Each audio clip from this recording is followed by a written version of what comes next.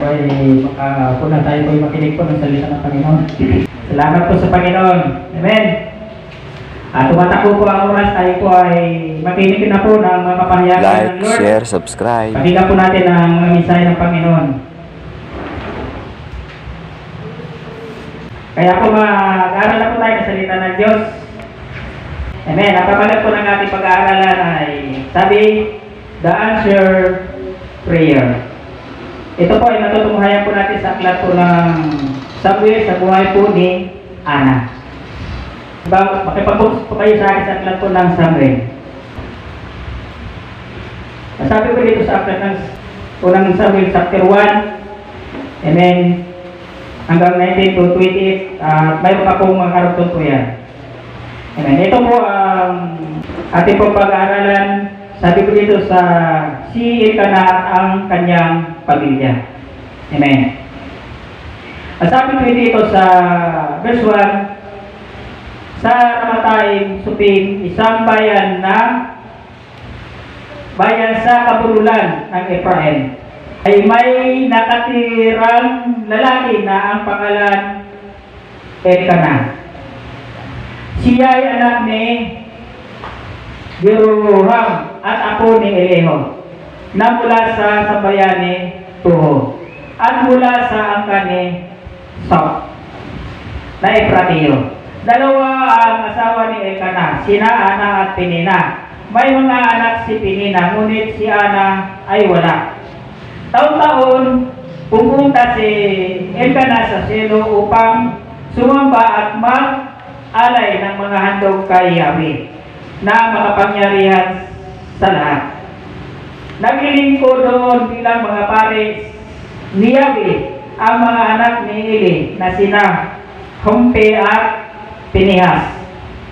Tuwing maghahandog si Elkanah, binibigyan niya ng tig-isang bahagi si Penina at ang mga anak nito. Ngunit mga natatanging bahagi ang ibinigay niya kay Ana sapagkat mahal na mahal niya ito. Ganun po pala talaga ang mga nagmamahal ng totoo po, talagang nakakasiperate po pala talaga. Amen. Mayroon pong itinatagin talaga. Amen. Kaya po kung tayo ay may mga mahal, piliin po natin, na tunay at lubos ang pagmamahal po sa atin. Amen. Yung hindi tayo iiwan sa kabila ng ating mga nararanasan kabigatan. Piliin po natin ang taong tama na ating pong tatanggapin sa ating mga buhay, kaibigan man, o maging kapartner panghabang buhay. Piliin po natin yung may takot sa Diyos at naglilingkod sa Diyos. Amen. Kaya po sabi dito, bagaman hindi ipinahintulot ni Yahweh na ito'y magkaanak. Amen. Magkaanak. Si Ana ay palaging kinukutya ni Penina dahil hindi niloob ni Yahweh na magkaroon siya ng anak. Ito'y ginagawa ni Penina tuwing taon-taon tuwing pumunta sila sa bahay ni Yahweh. Labis naman itong dinaramdam ni Ana, kaya napapaiyak siya at hindi makakain. Kaya nilalapitan siya ni Elkanah at tinatanong, Ana, bakit umiiyak ka na naman? At ayaw mong kumain? Bakit ka nalulungkot? Hindi pa ba ako higit kaysa 10 anak na lalaki? Amen. Ito po ang pangyayari sa buhay po ni Ana. Dalawa po silang asawa ni Elkanah. Amen. At si Ana po ay hindi po siya magkaanak sapagkat sinabi na hindi sa pinagkalooban ng Diyos ng anak. Pero ito si Penina ay marami pong anak at sa tuwing sila ay pupunta sa bahay panambahan upang sumamba kay Yahweh at mag-alay ng hambre para sa Diyos, siya ay palaging kinukutya ni Penina. Amen. Pero sa tuwing siya ay kinukutya ni Penina, umiiyak lang po siya. Amen. Isang mensahe na dapat po natin malaman sa ating mga buhay bilang Kristiyano. Amen. Na kung sa ating paglalakbay sa buhay na ito, pagsunod sa kalooban ng Diyos, mayroon po tayong maraming mararanasan. Maka-encounter sa ating mga buhay na lahat na lang ay ating marinig at makikita. Amen. Minsan, masasabi sa atin ang ating kapwa, ang tagal-tagal mo na sa Panginoon. Amen. Naglilingkod ka sa Diyos. Bakit hanggang ngayon ang pamilya mo ay hindi pa naayos? Amen. Isang masakit sa pandinig natin. Katulad ng narinig na ni Ana na pagpunta sa kanya, wala po siyang ibinabalik kahit hindi na anuman mga masasakit na salita. Kung siya ay kinukutya, hindi niya ito binabalik ng pagkukutya. Amen. Bakit? Mayroon pong kadahilanan kung bakit hindi po ito ginagawa ni Ana. Unang-una, may takot po siya sa Diyos at mayroon po siya pananalig sa Panginoon. Amen. Isang Bisaya sa atin na kung tayo po ay mayroong hinihingi sa Diyos. Amen. At nakikita natin na para pa itong hindi pa tinutugon ng Diyos. Amen. Daranasin natin na katulad sinabi ko kanina. Amen. Ay tagal-tagal natin sa Panginoon pero ang buhay po ng ating mga anak ay hindi makitang matuwid. Hindi mo makita na sumasamba. Amen. Isang maririnig po natin yan. Pero ang gagawin lamang po natin para makamtan po natin yung ating hiningi sa Diyos sa ating panalangin. Huwag po natin silang balikan ng masamaring mga pananalita. Amen. Amen. Sapagkat sinabi po ng Isaiah 59 verse 2, ang iyong mga kasalanan na nagdahilan kung bakit hindi niya kayo marinig. Amen. Isa sa kadahilanan na para marinig po ng Diyos ang ating mga panalangin at ito po ay ibigay sa atin ng Diyos. Huwag po tayong magkakasala. Amen. Sa pamamagitan ng ginagawa ng ibang tao sa iyo at sa akin. Amen. Amen. Ito ay pabalisin natin ang buhay niya na nasa kabila ng pangungutya sa kanya. Hindi po siya nagbalik ng masamang salita doon sa kay Penina. Bagos ang ginagawa po niya ay umiiyak. Yan na. Kaya tayo ngayon na nandito. Ano man ang ating dinadalain sa Diyos na hindi pa po natin natanggap. Ano man mga pangungutyang mayroon kang narinig, mga pagbato sa inyo na sasaktan ka. Wala kang ibang gagawin para kamtan mo ang iyong mga hinihingi sa Diyos. Umiyak ka lang sa Panginoon. Amen. Wala kang ipag-iyakan. Huwag kang iyak doon sa nakaupo na mayroong screen na may mga butas-butas. Huwag po tayo iyak doon. Pero kita kang iyak sa Diyos. Amen. Amen. Kapag mayroon po tayong mga narinig, ang tagal-tagal mo na sa Panginoon, pero ganyan pa rin ang buhay mo. Akala mo pagdating sa pananampalataya sa Diyos, yayaman ka. Eh bakit ganyan pa rin ang buhay mo? Amen. Nakakain ka pa rin ng 3 beses sa araw, salamat sa Diyos. Amen. Alam niyo darating ang panahon na marinig po natin yan. Amen. Pero sa mga bagay na natin narinig, huwag na huwag tayo, magtitinti po tayo. Amen. Huwag na huwag po natin gagawin ang kanilang ginagawa sa iyo. Amen. Kung mayroon po tayong nais na makuha sa Diyos, ipakita natin sa Diyos ang lubos na pagpapakumbaba. Amen. Sa ating mga sarili sa harapan ng Panginoon. Amen. At pagdating ng panahon ng Diyos, ibibigay sa iyo. Amen. Amen. Kaya patuloy lang lumaban. Bagi sa ating mga pangailangan sa pang-araw sa Pinisyan. Amen. Mayroon kang hinihingi na mga bagay, na mga trabaho, negosyo man sa Panginoon. At kapag nakita mo na parang hindi pa ito dumarating sa iyo at hindi pa binibigay ng Diyos, magpatuloy ka lang sa paglilingkod sa Panginoon. Amen. Amen. Huwag tayong hihiwalay sa Diyos. Hanggat hindi mo nakukuha ang iyong hinihingi sa Diyos, huwag na huwag po kayong hihinto sa Panginoon. Dahil kung hihinto ka, mas lalo mong hindi makukuha yung hinihingi mo sa Diyos. Amen. Huwag natin asahan na si Satanas ay magbibigay. May bibigay nga niya, pero may kapalit. Anong kapalit? Kahirapan ang buhay mo. Kapalit ang buhay mo sa kalagyan mo pagdating ng katapusan ng panahon. Kaya po sa ating buhay ngayon, mamalagi tayo sa Panginoon, katulad po ng ginawa ni Ana, ipagpatuloy po natin. Si Ana ay palagi kinukutya ni Penina dahil hindi nilood ni Yahweh na magkaroon siya ng anak. Verse 7, ito'y ginagawa ni Penina taon-taon tuwing pupunta sila sa bahay ni Yahweh. Labis naman itong dinaramdam ni Ana, kaya napapaiyak siya at hindi makakain. Amen. Tingnan niyo po. Amen. Umiyak lang po siya. Kahit na nahihirapan po siya na kumain. Amen. Dahil po sa pagod sa kanya. Talagang umiyak lang po sa Panginoon at wala kang maririnig na salitang masasama para doon sa nabuot sa kanya. Amen. Kundi ang ginagawa po niya, umiyak at dito sa verse 8, kaya nilalapitan siya ni Elkanah at tinatanong, Ana, bakit umiyak ka na naman at ayaw mo kumain?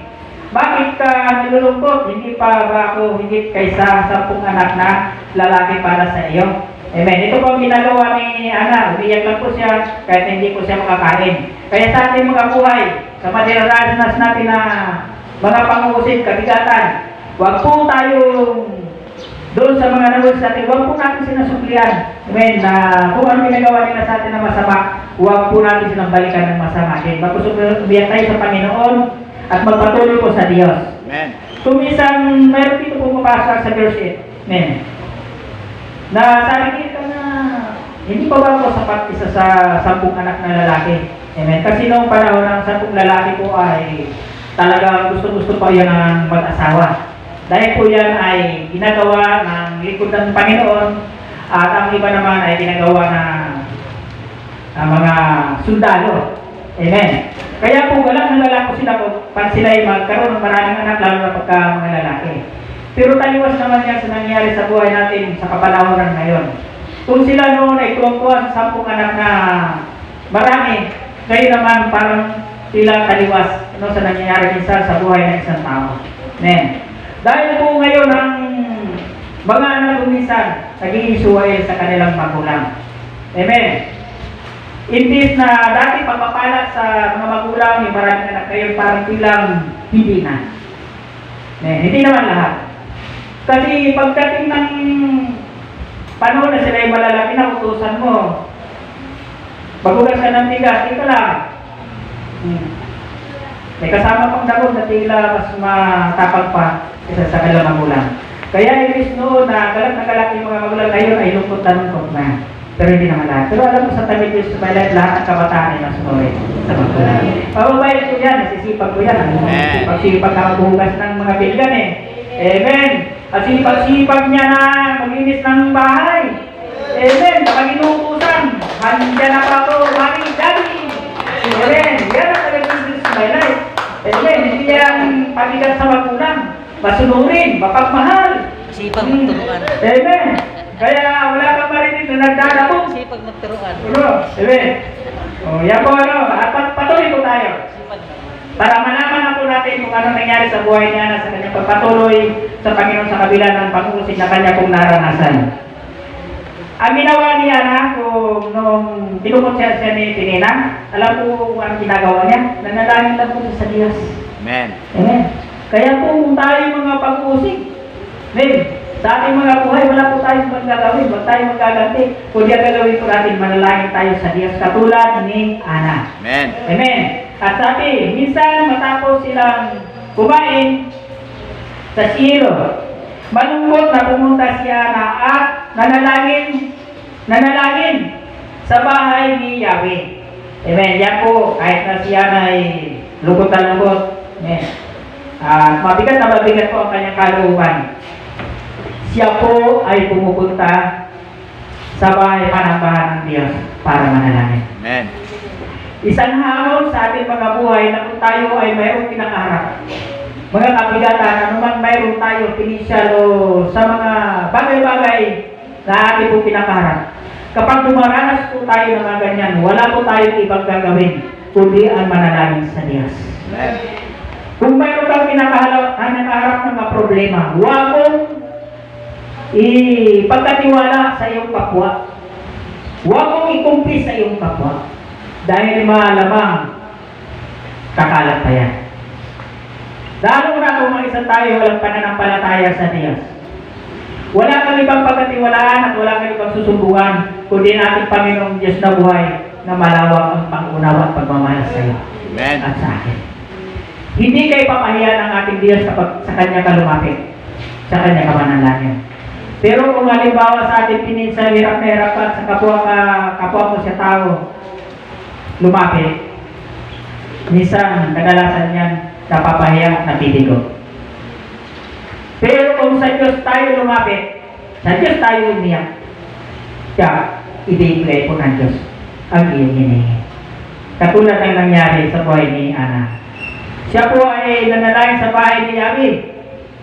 Nagkataong nakaupo sa may pintuan ng bahay ni Yahweh ang pari si Eli. Buong pain na lumuluha si Ana at taimtim na nananalangin kay Yahweh. Amen.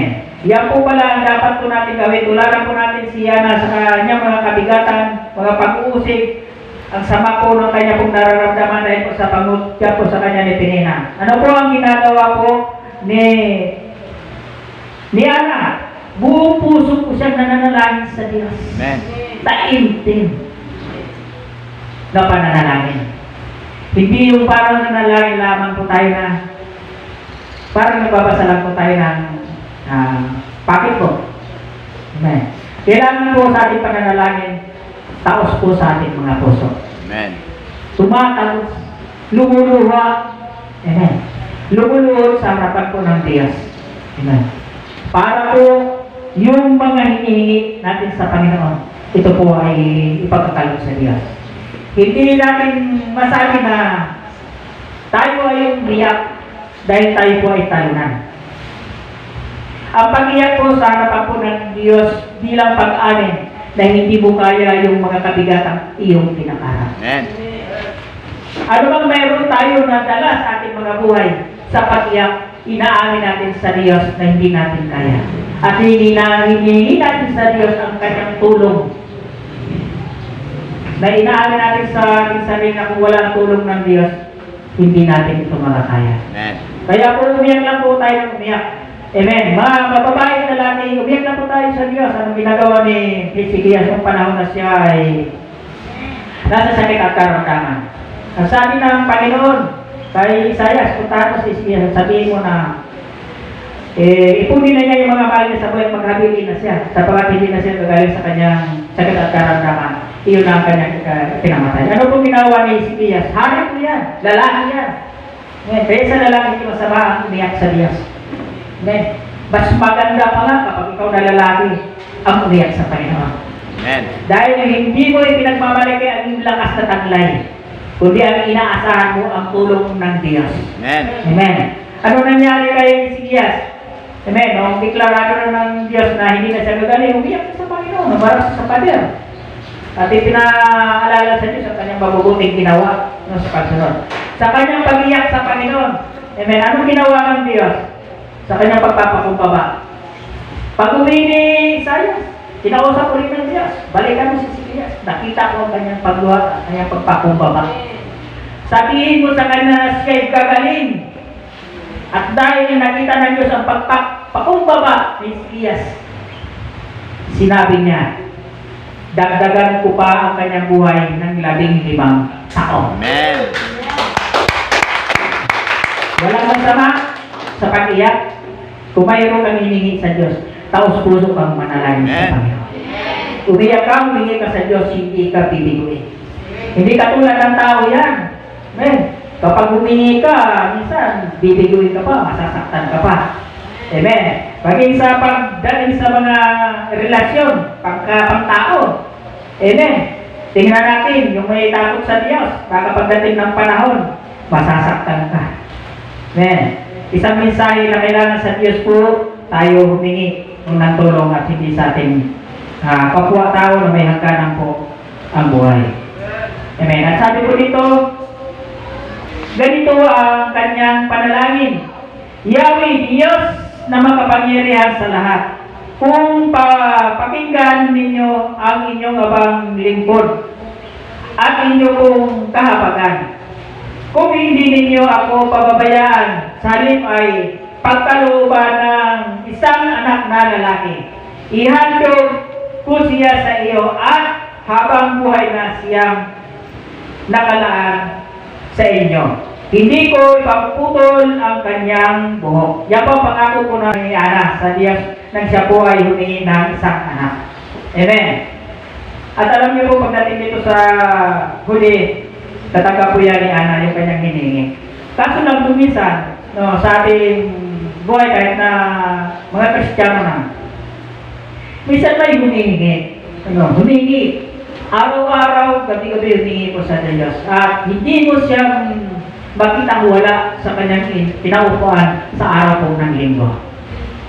Lagi po siya present, lagi po siya nandyan, lagi po siya nakikita. Bakit? Mayroon po siyang hiningi sa Diyos, no, na dapat po niyang makuha sa Panginoon. Pero ito po ang masakit sa kalooban po ng Diyos. Nung matanggap na niya yung kanyang hiningi sa Panginoon, hindi na siya nakita ng Diyos sa kanyang kinauupan. Bakit? Ang hiningi niya sa Diyos, ang kanya na pong minahal.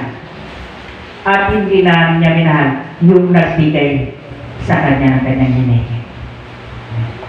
Kuminsan niya po ang hiningi, naghihingi na nangangako na kung ako'y mabigyan niyo ng pagpapala, amen, ako ay patuloy na maghahandog sa iyo. Pero kung minsan, nung ibinigay na ang pagpapala, ito po ang masakit sa puso ng Diyos na hindi na siya nasupukan sa kanyang kinauupuan. Huwag po natin gagawin yon. Kapag po tayong lahat ay nangako sa Panginoon, humingi sa Diyos at nangako, kailangan po tuparin po natin yan. Baka pagdating ng panahon, bawiin po ng Diyos yan sa atin. Amen. Ito pa nga natin si Ana na siya ay nangako, nakubig siya, bigyan siya ng isang anak. Ito po ay ihandog niya sa Diyos at habang panahon, itong maglilingkod sa Panginoon. Amen. Kaya po tinupad ko yan ni Ana. Sabi po sa verse 12, habang nanalangin si Ana, ang bibig niya ay pinagmamasdan ni Eli. Gumagalaw ang kanyang mga lalaki, ngunit hindi narinig ang kanyang tinig, sapagkat siya ay nananalangin lamang sa sarili.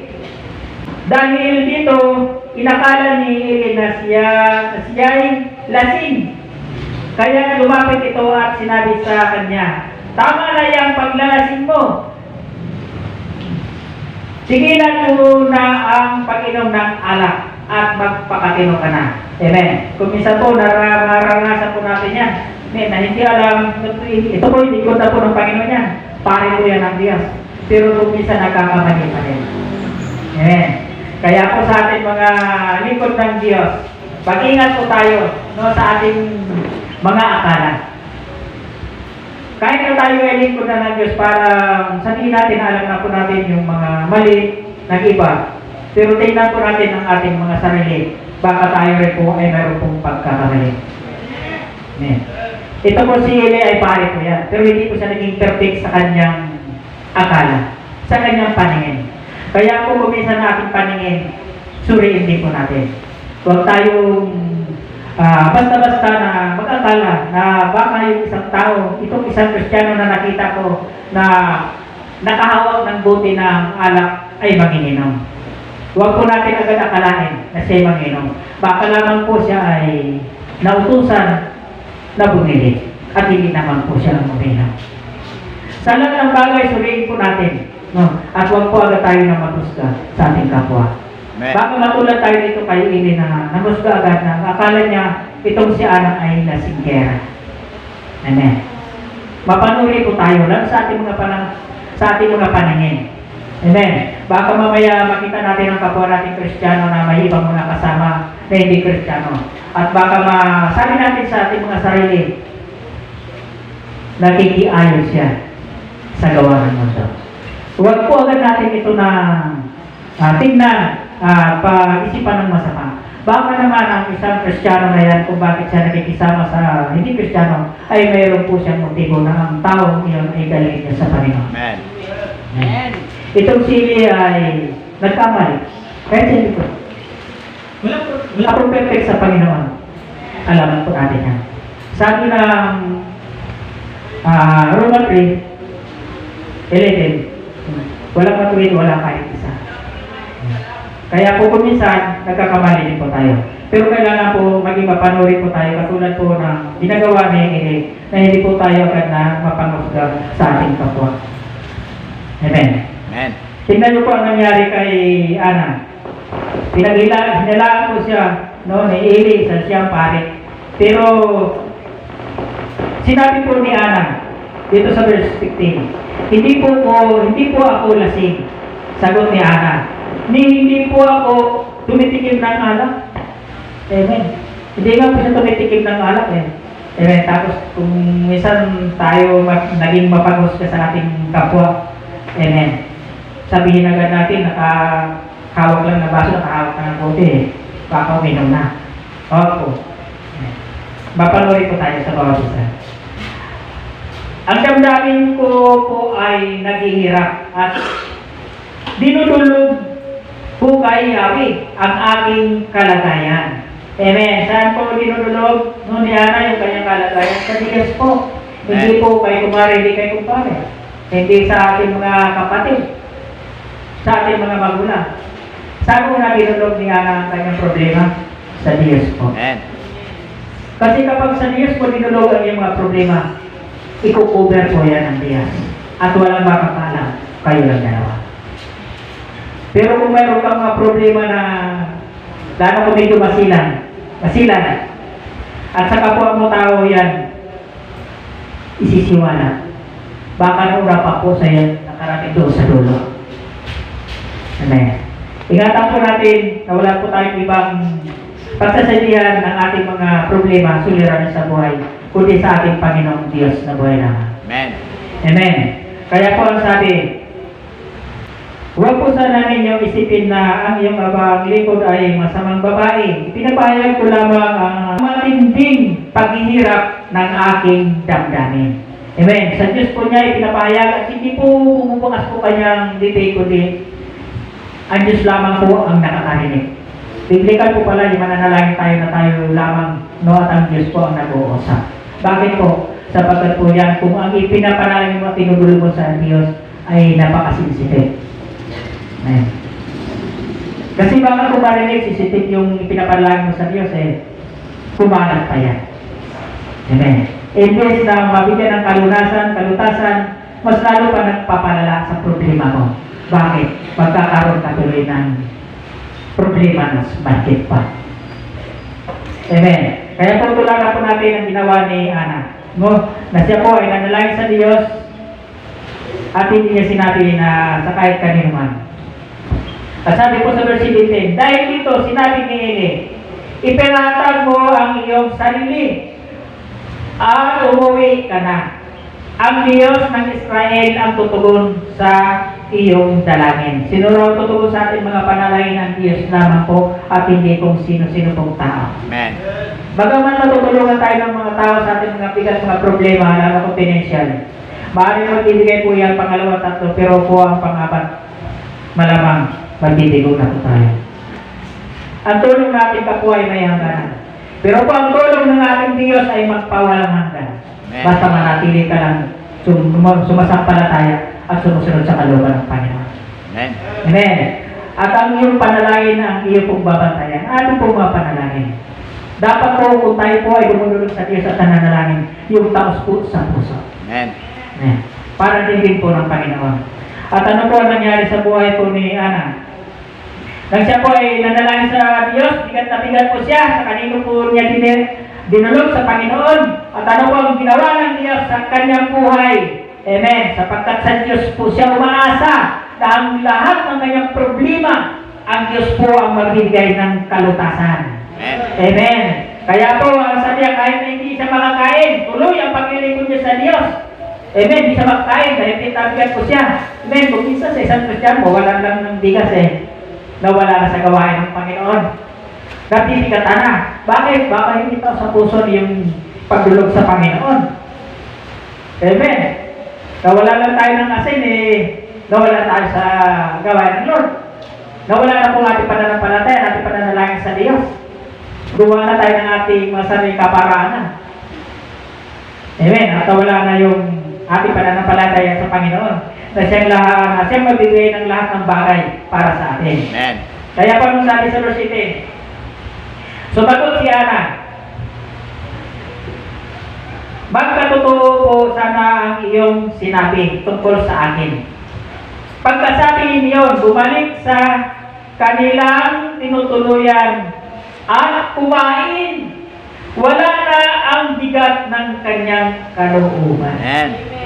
Ano po ang solusyon sa kasabihan ng ating mga kalooban? Panalangin. Manalangin sa Diyos. Amen.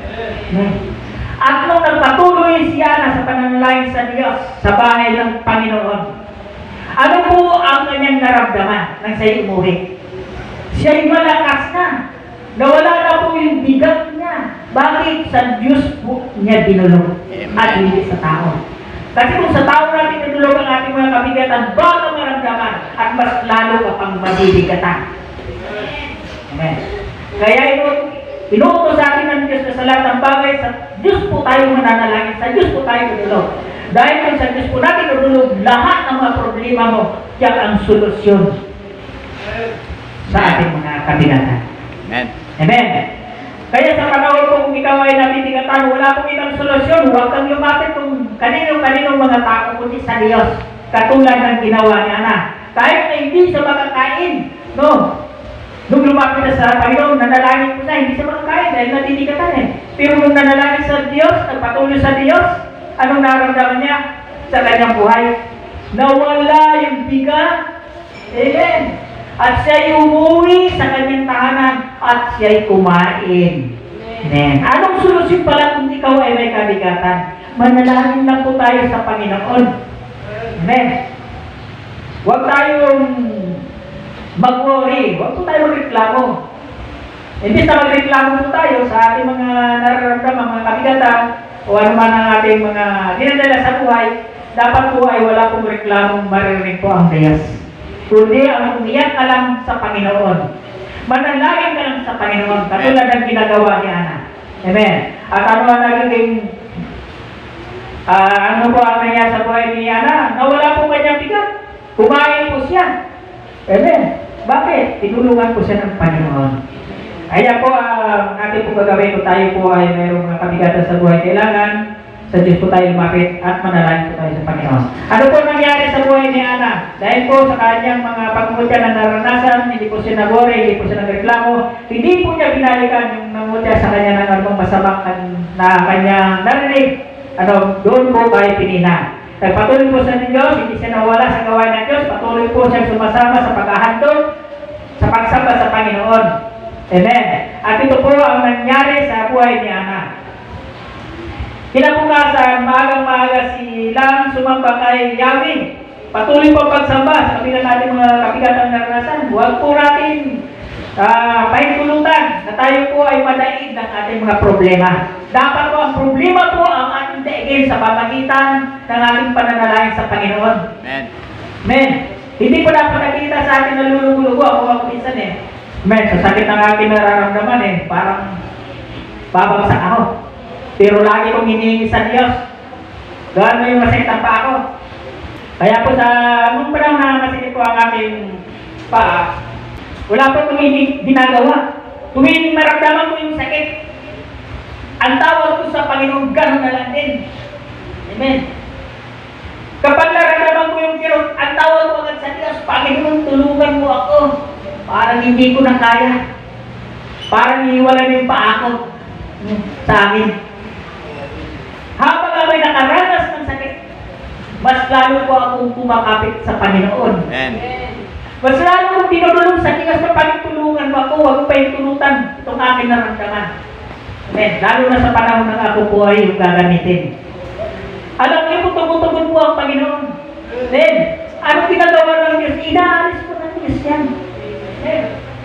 Sa panahon na may nararamdaman ka, huwag ka nagre-reklamo kung bakit mo yan nararanasan. Isa rin kong baitang yan, hagdanan, kung bakit nararanasan po natin yan. Sapagkat ang nais na Diyos na dyan, lagi mo siya maaalala. Amen. Kung minsan, isang baitan po yan, yung ating mga kabigatan, isang baitan po yan para tayo yung umakyat sa pananampalataya sa Panginoon. Gawin po natin hanggang niya. Men, yung ating maranasan ng mga kabigatan. Ano nangyari kay Ana nung siya ay nagpatuloy sa kabila ng kanyang kabigatan?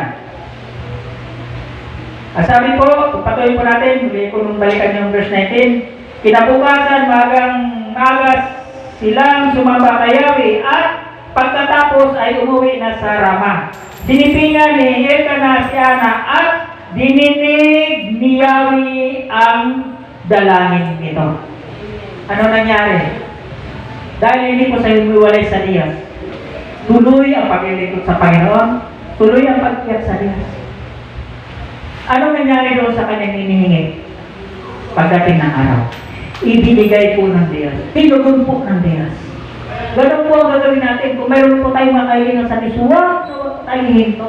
Hanggang hindi po natin nakakamta na hawakan yung ating hinihingi sa Panginoon. Amen.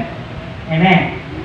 Magpatuloy po tayo. Baka parating na yung hinihingi natin at umalis tayo, naku, hindi na po natin yung matatanggap. Lalo na sa ating mga pamilya, wala pang pagmamahal sa Panginoon, hiwalay sa Diyos. Tayo na nasa Panginoon, huwag po tayo hihinto. Huwag natin hihinto ang ugnayan natin sa Diyos, ang pananalangin sa Diyos, para sa kanila. Amen. Kasi kung huminto ka, wala na pong mangyayari. Amen. Sama-sama na po tayo at ang ating pamilya na nahiwalay na sa Diyos. Amen. Kaya po, ang kailangan po natin laban. Amen. Sakripisyo. Amen. Magpakatatag. Amen. Sabi ng John 16:33, ang sabi po ng Panginoon, magdaranas tayo ng kabigatan dito sa lupa. Pero ang sabi ng Panginoon, magpakatatag tayo dahil napagtagumpayan niya sa libutan. Amen. Kung kaya tayo manalig sa Diyos, kung napagtagumpayan natin, Panginoon, ang kabigatan dito sa mundo, magtatagumpay din po tayong katulad niya sapagkat tayo ay mananampalataya at tayong lahat ay tinuring na ng Diyos na kanyang mga anak. Sabi po ng John 1:12. Amen. Amen. Tayo magtatagumpay kung tayo po ay mananatili sa Panginoon. Katulad po ng ginagawa ni Ana. Nagbuntis siya at dumating ang araw na siya ay nagsilang ng isang sanggol na lalaki. Samuel ang ipinangalan niya rito sapagkat ang sabi niya, hiningi ko siya kay Yahweh. Ano po ang nangyari sa kahilingan po ni Ana? Ibigay po ng Diyos. Deklarado po na hindi pinahintulot ng Panginoon na siya ay magbuntis. Siya ay baog. Katulad ng nangyari kay Hezekias yan. Amen. Ano nangyari? Deklarado hindi na siya magbubuntis, hindi siya magkakanak dahil siya ay baog. Pero dahil hindi siya humiwalay sa Diyos sa panahon ng kanyang kabigatan, pananakitang kapwa niya sa kanyang puso, hindi siya humiwalay sa Diyos, kundi patuloy siya na sumamba sa Panginoon, patuloy na umiyak sa Diyos, patuloy na humingi sa Diyos. Amen. Hanggang dumating ang panahon na ipinagkaloob ng Diyos ang kanyang hinihingi. Amen. Amen. Kaya sa ating buhay, iyak lang tayo niya. Habang umiyak, tuloy ang paglilingkod sa Diyos. Amen. Darating ang panahon, nakikita ng Diyos ang puso mo, ibibigay sa iyo ng Panginoon niya. Katulad ng ginawa ng Panginoon sa kay Ana. Amen. Amen. Doon pumasok po ang ating answer prayer. Amen. Baksan po natin ang aklat po ng Lucas, chapter 18, verse 1 to 8. Amen. Sabi po ng aklat ng Lucas, chapter 18, verse 1 to 8. Isinalaysay ni Jesus ang isang talinghaga upang ituro sa kanila na dapat silang laging manalangin at huwag mawalan ng pag-asa. Amen. Yan ang itinuturo ng Panginoon. Sa lahat ng bagay, dapat po tayo ay manalangin at huwag tayong mawalan ng pag-asa sapagkat ang ating dinadalaginan ay Diyos na makapangyarihan na kayang gumawa ng lahat ng bagay. Amen. Kaya po ang sabi, sinabi niya sa isang lungsod ay may isang bukog na walang takot sa Diyos at walang iginagalang na tao. Sa lungsod din iyon ay may isang biyuda. Lagi siya pupunta sa hukom at sinabi, bigyan po ninyo ako ng katarungan sa aking usapin. Tinagyan siya ng hukom sa loob ng maraming panahon. Ngunit nang magtagal, ay sinabi ng hukom sa sarili, kahit ako'y walang takot sa Diyos at walang iginagalang na tao, ibibigay ko na ang katarungang hinihingi ng biyudang ito sapagkat lagi niya ako ginagambala at baka mainis pa ako sa kakapuntan niya dito.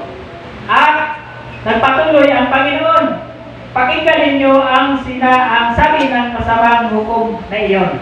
Ngayon, ipagkakait kaya ng Diyos ang katarungan sa mga minamahal niya na dumaraing sa kanya araw-gabi. Sila kaya'y paghihintayin niya ng matagal? Sinabi ko sa inyo, agad niyang ibibigay sa kanila ang katarungan. Ngunit ito ang tanong. Ngunit sa pagbabalik ng anak ng tao sa daigdig na ito, may makita pa kaya siyang mga taong sumasampalataya sa kanya? Amen. Ito po ang dapat po natin pakinggan. Yung sinasabi dito po sa biyuda at sa hukom. Humingi siya ng katarungan para sa kanyang usapin. Pero tinanggihan po siya ng hukom. Pero alam niyo po ang ginawa nitong biyuda, hindi po siya tumigil sa kakapunta. Pinupunta niya, ginagampalan niya yung hukom para makuha niya yung katarungan na kanyang hinihingi. Isang mensahe na dapat po sa ating lahat. Amen. Na kung tayo ay dudulog at kung tayo dinudulog sa Diyos, huwag tayong titigil. Lagi natin gambalayan ng Panginoon Diyos sa kalangitan, sa pamagitan ng ating pananalangin na tayo ay kanyang diringin. Araw-araw, gabi-gabi. Yan po natin gagawin. Talampagin po natin ang Panginoon sa pamagitan ng ating pananalangin. Lagi tayong dudulog, lagi tayong humingi sa Panginoon. Katulad na ginawa ng biyuda sa hukom. Amen. Alam niyo po kung lagi natin gagambalayan, lagi natin tatawagin ng Panginoon. Darating ang panahon na ibibigay sa iyo ng Diyos ang iyong hiningi, katulad ng ginawa ng hukom. Amen.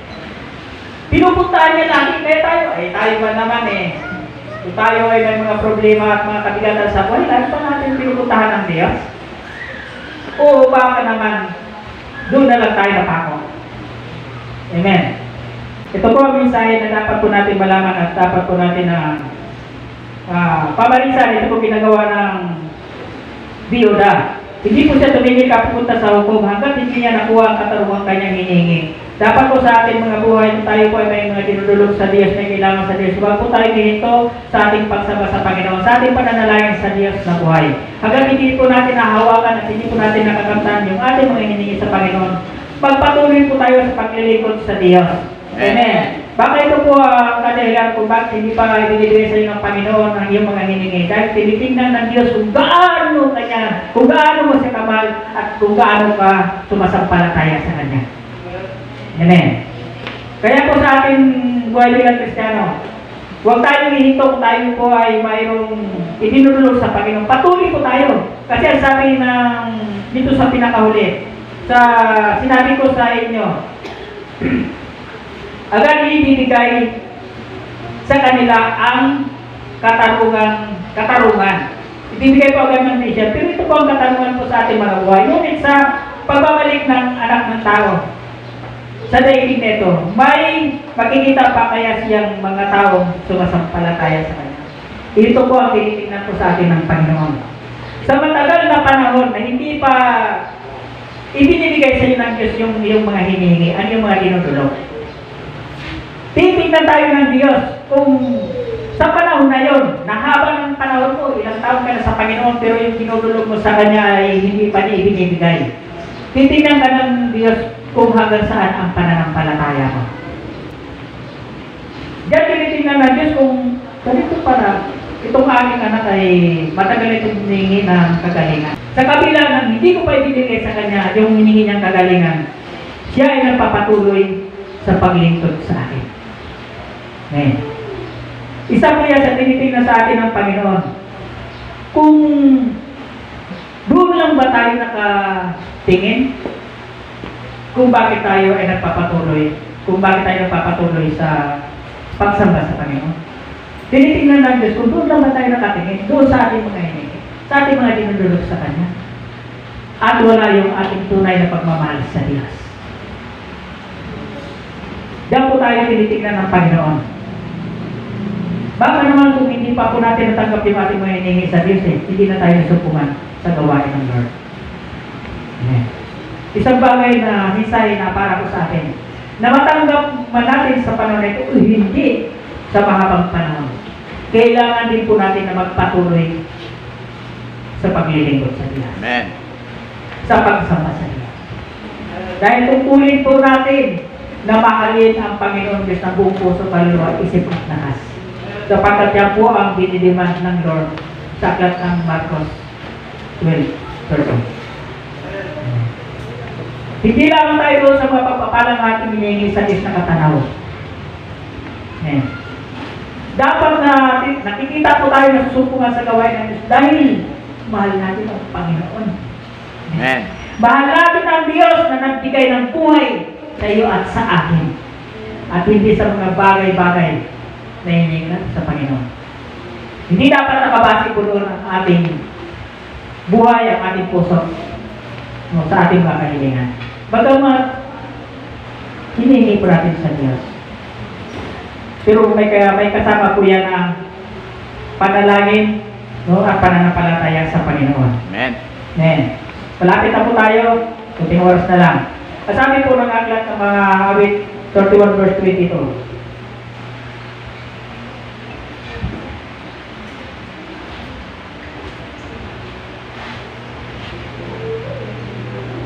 Sabi po ng awit chapter 31:22, ako ay natakot labis na nangamba sa pag-akalang ako'y itinakwil na.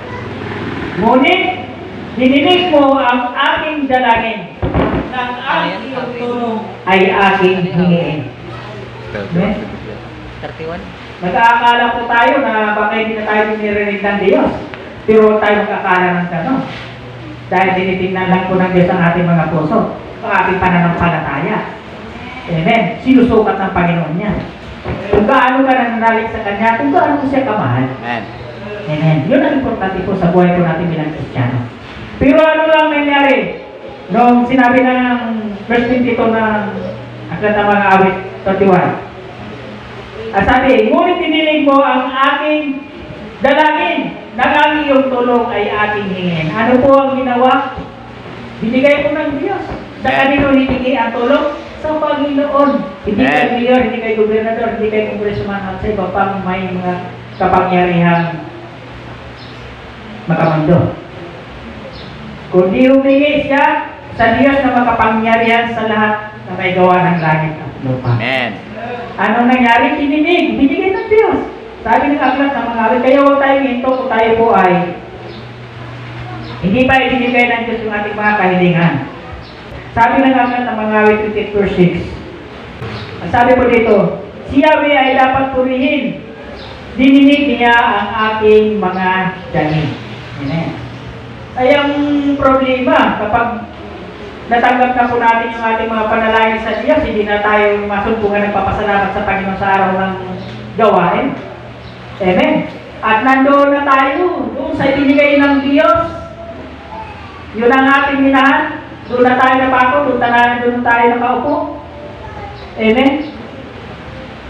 Hindi na natin naisipan na ibalik ang pagpasalamat sa Diyos dahil hininig niya ang mga dahin, ang ating mga dahin. Hindi na tayo nasumpungan. Masusumpungan lang ba tayo sa ating mga pinaupan kung tayo po may kailangan sa Diyos? Nasa ating pagmamahal natin sa Panginoon na sinasabi natin, I love you, Lord. Baka hanggang lang tayo sa awit na I love you, Lord. Wala na po yung totoo. Baka tayo na katingin lang sa mga magbuti bagay na maaaring gawin ng Diyos sa atin. Hindi masama. Tungkulin ng Diyos yan. Pero tungkulin mo rin na paglingkuran ng Panginoon. Amen. Yan ang tukulin natin na huwag natin kalimutan. Hindi lang yung mga pagpapala natin hinig sa Diyos. Sabi po ng Nehemias, chapter 1 verse 4. Sabi po na,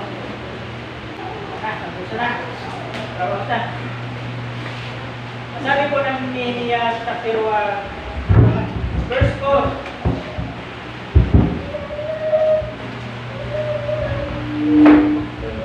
Salamat po kay Lord. Nang marinig ko ito, naupo ako at napaiyak. Ilang araw akong nagdalamhati at nag-ayuno. Nanalangin ako ng ganito sa Diyos ng kalangitan. Ano po ang ginawa ni Nehemias? Amen. Nanalangin po siya at sinabayan ko yan ng pag-aayuno. Amen. Epektibo pala kapag mayroon po tayong hiniling sa Diyos para maging epektibo po at ibigay po ng Panginoon. Samahan po natin yan ng pag-aayuno. Sapagkat pinapakita natin sa Diyos na tayo ay lubos na nagpapakumbaba. Na hindi natin makukuha ang bagay na hindi natin sa Panginoon kung sa pamamagitan lamang ng ating mga sariling lakas at karunungan. Amen. Kailangan may sama po yung pag-ayuno. Ipapakita natin sa Diyos na tayo po ay nagpapakumbaba. At hindi po natin makukuha lahat ng bagay kung hindi tayo tutulungan ng Panginoon. Amen. Kunti pang oras. Last verse na lang po tayo. Na sa pamamagitan po ng ating mga panalangin at hindi po pagtalikod sa Panginoon sa panahon na tayo ay humingi sa Diyos. Kailangan mananatili po tayo. Amen. Sumasamba, naglilikod sa Panginoon, nalagi sa Panginoon. Ibigay man ng Diyos o hindi, kailangan pa rin natin manatili sa Panginoon. Amen. Kaya po sa atin po ng aklat na Job. Nasabi po ng aklat ng Job, chapter 14 verse 14. Sabi po dito, kung ang tao ay mamatay, siya kaya ay muling mabubuhay. Ngunit para sa akin, paglaya ko sa hirap ay aking hihintayin. Hihintayin mo, huwag tayo magmamadali. Hintayin mo kung kailang ibigay sa iyo ng Diyos yung mga hinihingi mo. Humingi ka ba ng kayamanan? Hintayin mo. Pero huwag kang alis sa Panginoon. Humingi ka ba ng lupa't kutsit bahay? Hintayin mo. Amen. Pero mayroon kang gagawin. Habang hinihintay mo yun, nagpapatuloy ka sa paglikod sa Diyos. Amen. Pinisyal, kagalingan, o solusyon ng problema ng tahanan, hintayin mo yan. Amen. Katulad ng isang tao na nagtanim ng may sa kanyang bukari. Di ba ang kanyang itinanim? Naghihintay siya, no? Na ito ay tumubo. At minamatagal niyang pagpatak ng ulan. At habang hinihintay niya na ito po ay tumubo, lumago, at mamunga, inaalagaan po niya ito. Binubunutan niya ito sa paligid ng mga damong mapanira. Amen. Dahil umaasa siya na pag ito ay namunga ng sagana, harvest po siya ng sagana.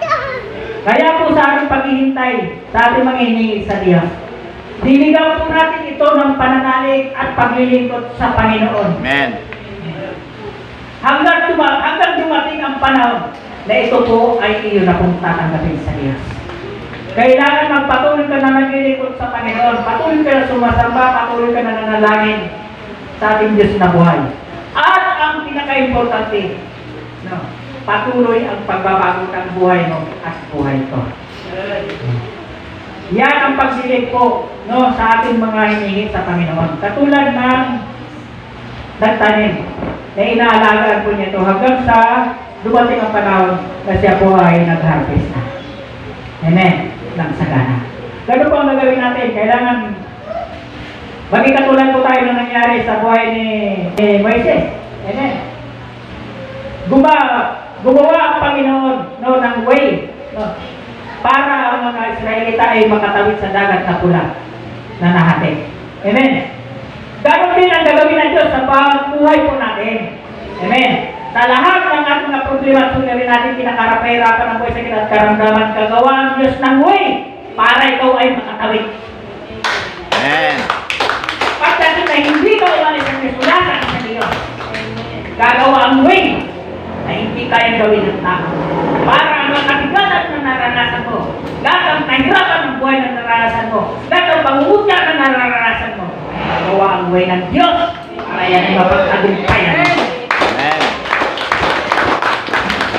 Wala po tayong ibang asahan, kundi ang Panginoon. Amen. Amen. Yun po ang ating pong pinag-aralan, the answer prayer sa akin po ng Sunday. Ito po ang lahat ay kanya ko na tumayo.